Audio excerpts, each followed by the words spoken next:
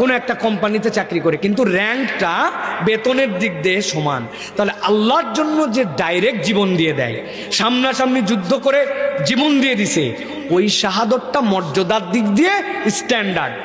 আল্লাহ নবী এর পরে বলছেন, কেউ যদি নিজের সম্পদ রক্ষা করতে যে, কেউ যদি অধিকার রক্ষা করতে যে, ডাকাত বা অন্য কারো দুষ্কৃতিকারীর আক্রমণে কেউ আগুনে পুড়ে যে, অথবা কোনো এমন একটা বিপর্যয়কর মৃত্যু যেই জায়গাতে সে প্রাকৃতিক বিপর্যয়, তাহলে আল্লাহ তাকে শাহাদতের দরজা দান করে দিবেন। সুবহানাল্লাহ বলেন।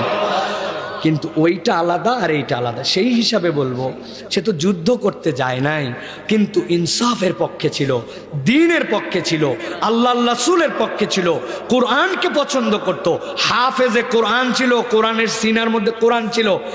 এইগুলার কারণেই বিরোধীরা তাকে টার্গেট করে ফেলছে। আধিপত্যবাদ বিরোধী, ভারতীয় আধিপত্যবাদ যারা আমাদেরকে